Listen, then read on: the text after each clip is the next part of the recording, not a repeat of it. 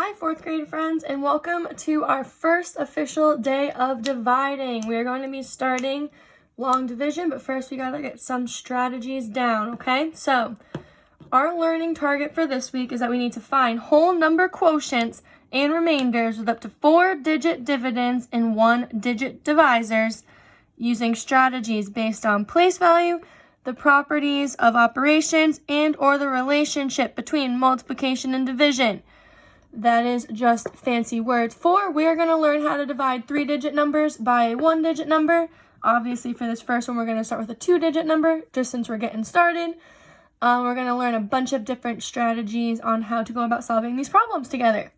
So, today we are going to be doing pages 291, so this one, and then we're also going to do the vocabulary page on 293.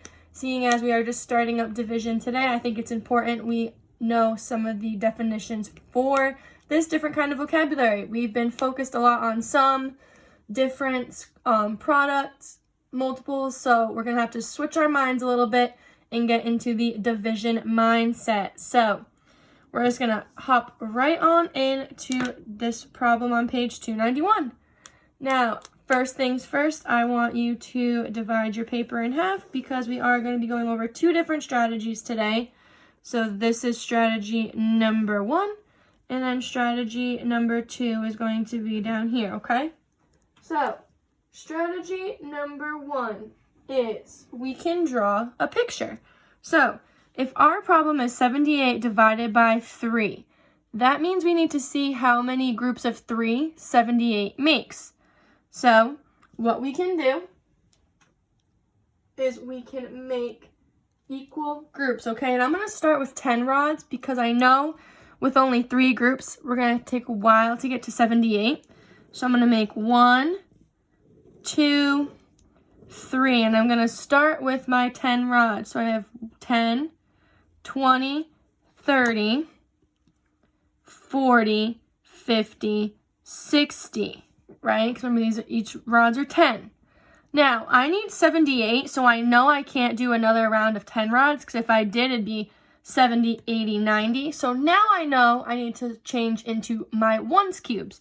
So we have 10, 20, 30, 40, 50, 60 accounted for, and we need to go to 78. So we're just going to follow that same process, but with the ones. So 60, 61, 62, 63, 64, 65, 66, 67, 68, 69, 70, 71, 72, 73, 74, 75, 76, 77, 78. And friends, if we look at that we have no leftovers. So for this one, we are not going to have a remainder. It did it really nice and neat, and we have equal numbers in each group. So now we have to just figure out how many are in one of these groups. So we have 10, 20, 21, 22, 23, 24, 25, 26. So if 78 could go into 3 groups and have 26 in each group, that means that 78 divided by 3 is equal to 26, okay? And remember, we were able to use our place value strategies here to kind of count out 78 into 3 equal groups. And this is something that was very popular when we started learning about multiplication in 3rd grade, right? We had equal groups as a strategy to help us. We have equal groups and as a strategy in division as well.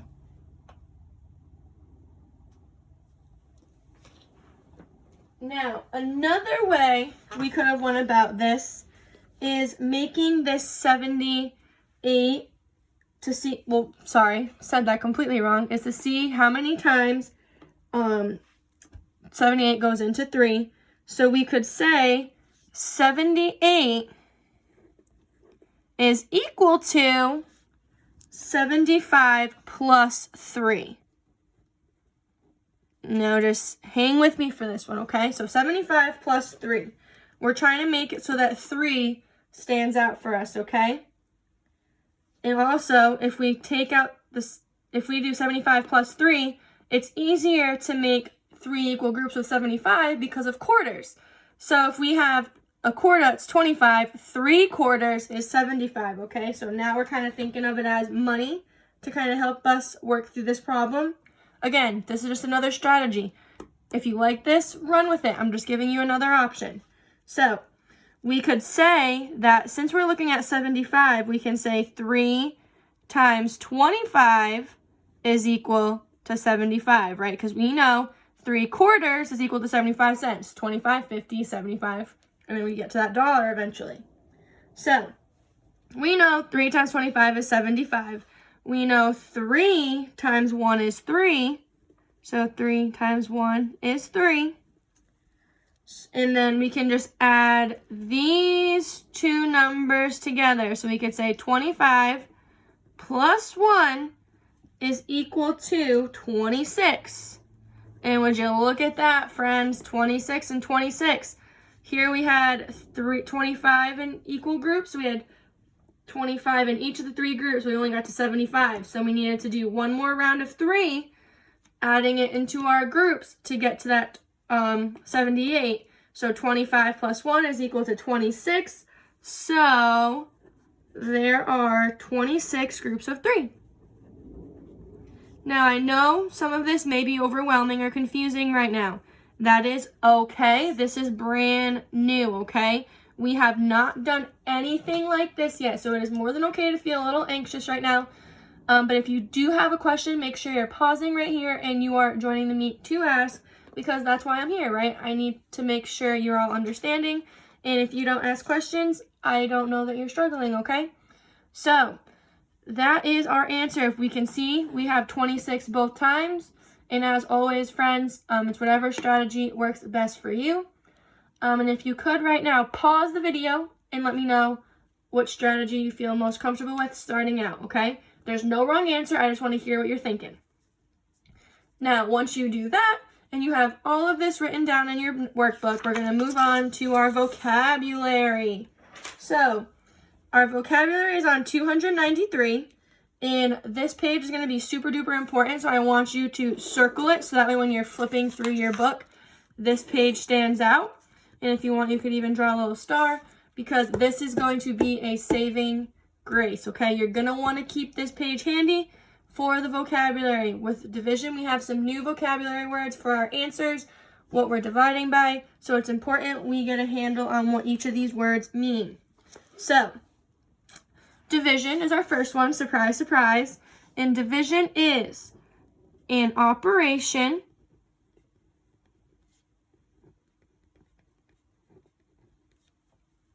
used to separate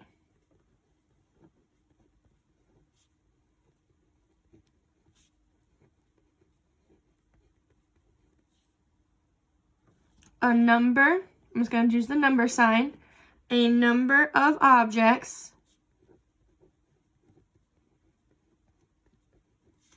into equal-sized groups. Sounds a lot like multiplication, right? So, multiplication and division go hand in hand, okay? They just undo the other one, and we know that from our fact families.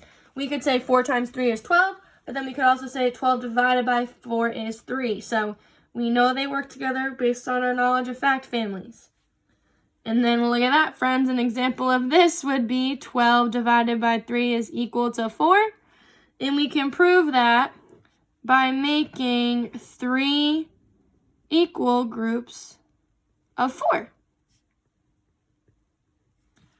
So we have 4, 8, 12 items in 3 equal groups, and there's 4 in each group. So we know our answer is 4. Now, that is just the definition of division in general. Now we have dividend, divisor, quotient, and remainder. These all have to do with the actual doing of division, hence why they're on our sheet. So, dividend is the number, and again, I'm just going to use the number sign, the number that I divide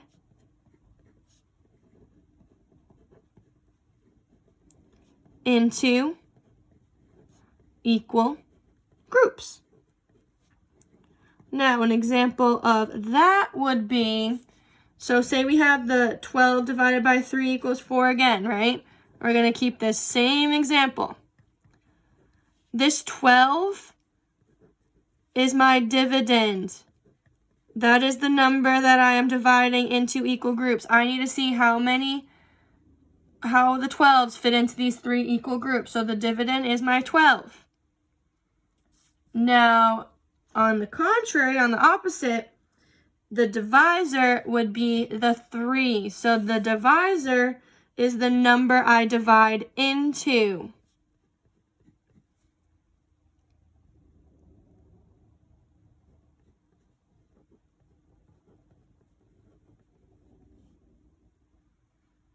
So the number I divide by in a division problem. Now, obviously, if the 12 is the dividend, that means the 3 is my divisor. How many equal groups can I divide that 12 into? I need to see how many it can fit into each of the 3 equal groups. So that is my divisor. And then quotient is my answer or the result. So in this case, it's going to be my 4. So the result, and I'll do /answer of division. And sticking with that same example, that means if we're doing 12 divided by 3 is equal to 4, that 4 is my quotient, okay? So product in multiplication is the answer. Quotient in division is the answer. So now we can see how, even though multiplication and division work together to do some things, they do have some different vocabulary for their answers and what we're dividing by, okay? Now, remainder. This is when it gets a little funky and friends start thinking they're not liking division. The remainder is the amount left over after I make equal groups. So now 12 divided by 3 is not going to work here because it divides into 4. But I do have another example ready to go for you. So we could say that 7 divided by 2. So 7 is my divisor, 7 is my dividend, 2 is my divisor, and we need to figure out my answer. So what we're going to do, our divisor is the number of groups, so I'm going to make 2 groups. And I'm going to count on 7 equally. So 1, 2, 3, 4, 5, 6. Uh-oh, I'm already at 6. I don't have enough to make 2 equal groups. So I'm going to have a remainder of 1, meaning it does not fit into my equal groups. It is a remainder. It is a leftover, okay? And then, just quickly looking at number 2, use the term equal groups to describe the division problem shown below. If we have 123, which is my dividend, and my 5, which is my divisor, is equal to my quotient of 24, remainder 3. That means I was able to make equal groups of 5, 24 with 24 in each, but I have a leftover of 3, okay? So I do have a remainder here. So we could say when you separate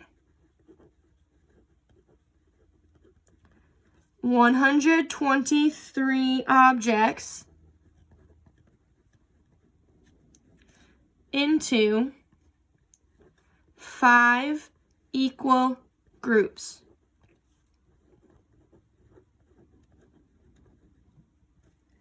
There are 24 objects in each group.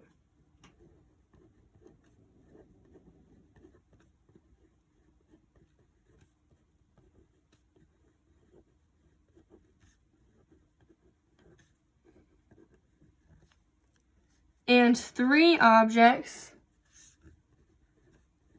left over.